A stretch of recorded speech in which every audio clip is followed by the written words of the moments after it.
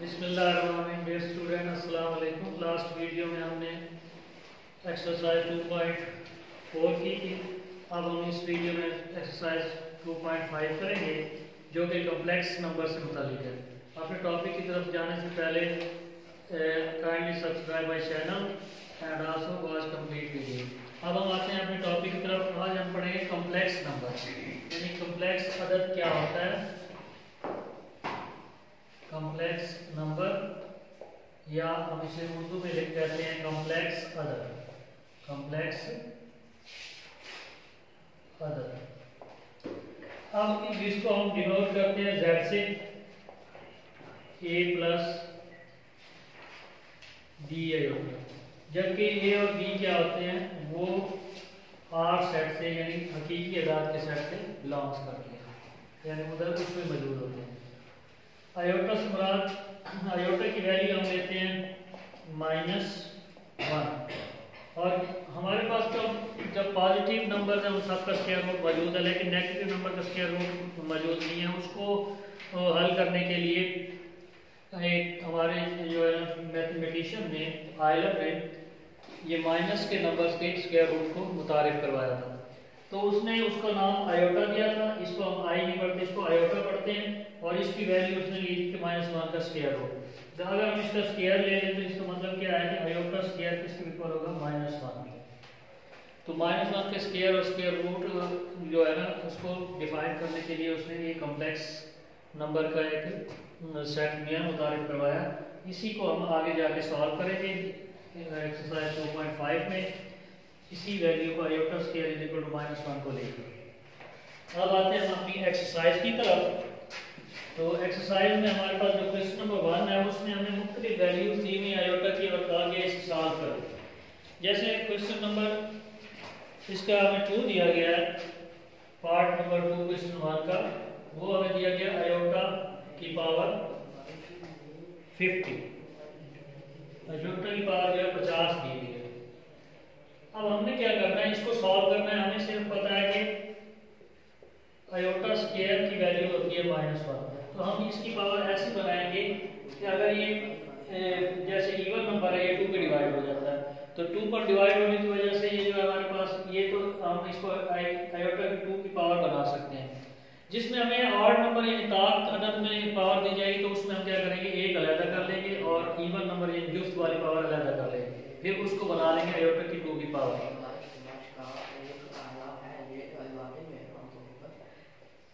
Iota 2 की power 25 आ जाएगा, और यहाँ से आयोटा की वैल्यू हमारे पास क्या है, वो है -1, तो -1 का हम क्या ले लेंगे 25। अब किसी भी माइनस के नंबर की पावर ताक हो तो हमेशा क्या आती है, माइनस में आता है आंसर।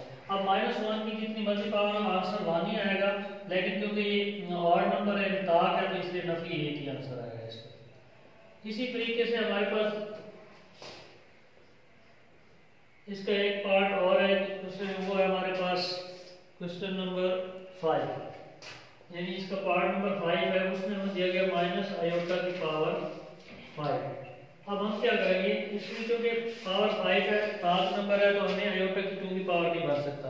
इसको आयोटा की पावर 2 बनाने के लिए हम क्या करेंगे, माइनस आयोटा की पावर 4 अलहदा कर देंगे और आयोटा की पावर माइनस आयोटा की पावर 1 अलहदा कर देंगे।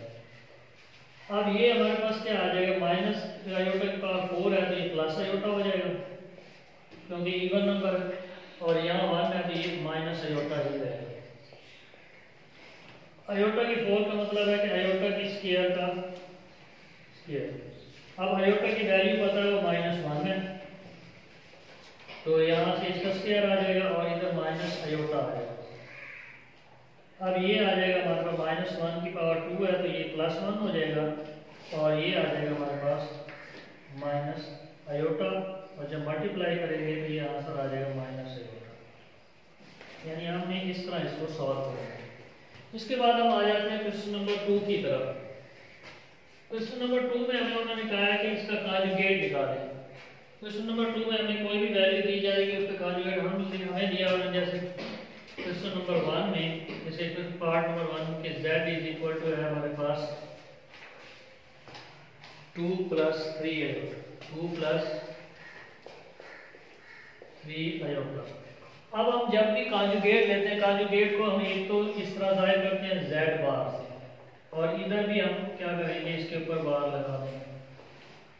अब ये बार लगेगा, इस बार का मतलब है कि हम इसका कॉन्जुगेट, जब ये बार हटाएंगे तो हमने सिर्फ साइन आयोटा वाली वैल्यू का चेंज करना है। तो यहाँ से हमारे पास क्या होगा, 2 माइनस 3 आयोटा, ये हमारे पास क्या आ गया, z का कॉन्जुगेट आ गया। अब हमने कॉन्जुगेट निकाली। इसी तरीके से इसका एक पार्ट और करते हैं जिसमें हमारे पास यूं दिया वो हो, हमारे पास इसका एक पार्ट और है, वो है थर्ड पार्ट। थर्ड पार्ट में हमें दिया हुआ है सिर्फ माइनस आयोटा। पहले हम क्या करेंगे, z को लिख देंगे इज इक्वल टू है माइनस आयोटा। तो इसका जब हम बाहर लेंगे तो आयोटा के साथ वाला साइन चेंज होता है, तो ये प्लस आयोटा। हाँ, अगर ये वाली वैल्यू यानी रियल नंबर हकीकी अदद के साथ माइनस आ जाता है और इधर प्लस होता है, तो हमने सिर्फ आयोटा की वैल्यू का साइन चेंज करना है, अलामत तब्दील करनी है, बाकी किसी की अलामत तब्दील नहीं करनी। तो ये उम्मीद है आपको समझ आ गया होगा।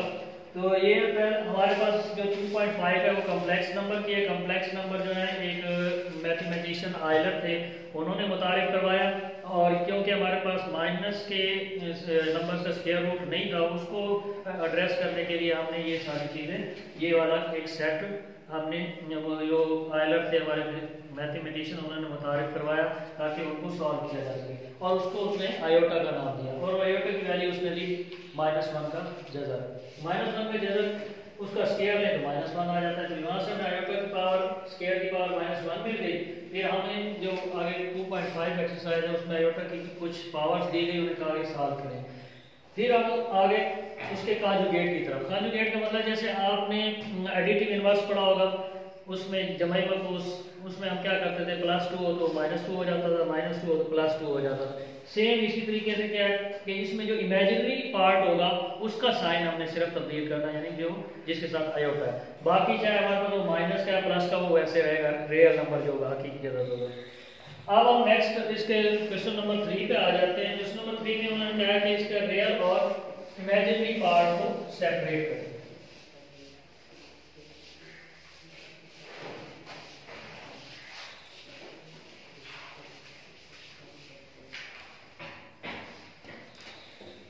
तो हम क्या करेंगे, क्वेश्चन नंबर 3, उसके बाद इसका पार्ट हमारे पास क्या है, क्वेश्चन नंबर 3 का पार्ट हम ले लेते हैं पहले। अभी फर्स्ट पार्ट जो है वो हमारे पास है 1 प्लस आयोटा।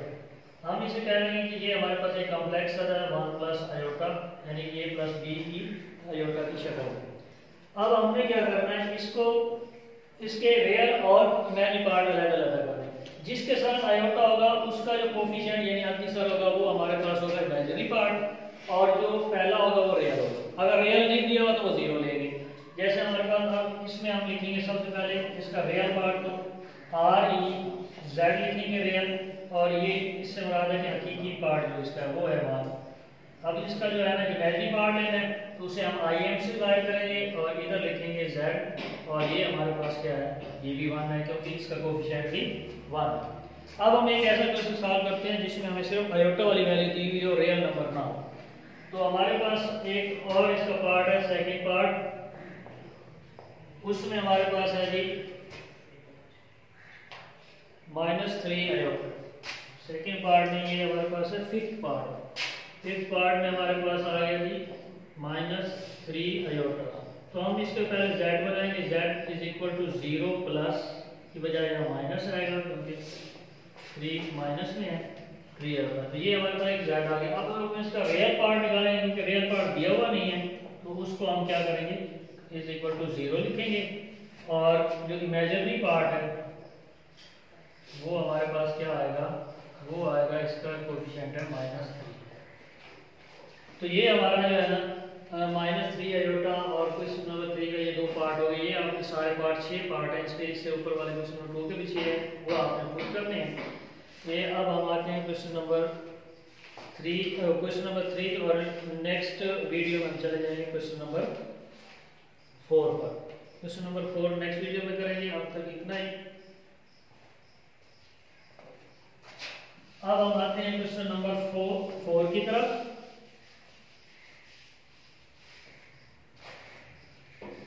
क्वेश्चन नंबर 4 जो है इसमें हमें कहा गया है कि x और y की वैल्यूज फाइंड आउट करें। तो हमारे पास क्या है कि x प्लस वाई होता है और प्लस 1 है, और इस साइड पे हमारे पास है 4 plus 4 minus 3 iota, 4 minus 3 iota. अब हमें क्या है कि ये दोनों नंबर आपस में बराबर है, आपने इसकी वजह से क्या करना है x और y की वैल्यूज निकालनी है। तो हम क्या करेंगे, पहले इसमें रियल अलग कर लेंगे, x प्लस 1 ये रियल हो गया हमारे पास पार्ट, और ये हो गया y आयोटा, ये हो गया हमारा इमेजिनरी पार्ट। अब 4 माइनस 3 आयोटा। अब ये दोनों नंबर आपस में बराबर है, तो इसका मतलब रियल रियल के बराबर होगा और इमेजिनरी इमेजिनरी के बराबर होगा। हमने इस तरफ नहीं जानना कि ये वाकई बराबर है कि नहीं रियलिटी में, हमने सिर्फ उन्होंने कह दिया कि क्वेश्चन में ये दोनों साइडें आपस में बराबर है, क्योंकि उन्होंने इक्वेशन बना के दे दी है, तो इसका मतलब इक्वेशन में दोनों साइडें बराबर होती हैं। अब ये दोनों चीज साइडें बराबर हैं, तो हमने क्या करना है कि रियल को रियल के इक्वल रख देना है, x plus 1 is equal to 4 और y is equal to minus 3। लेने हमने सिर्फ कोफिशिएंट यानी अद्दी सब, तो ये इसका -3 कोफिशिएंट था, इसका y का y इज इक्वल टू -3 आ गया, इसका x प्लस 1 ये 4। अब 1 को साइड पे ले जाएंगे, x इज इक्वल टू आ जाएगा 4 माइनस 1, तो ये हमारे पास आ जाएगा x इज इक्वल टू 3। तो ये हमारे पास आ गया इसका आंसर, जबकि हमारे पास y निकला था वो है इज इक्वल टू -3। तो ये हमारे पास आंसर आ गया x और y का। आज के लिए इतना ही इस वीडियो में। Thank you very much. अल्लाह हाफिज़।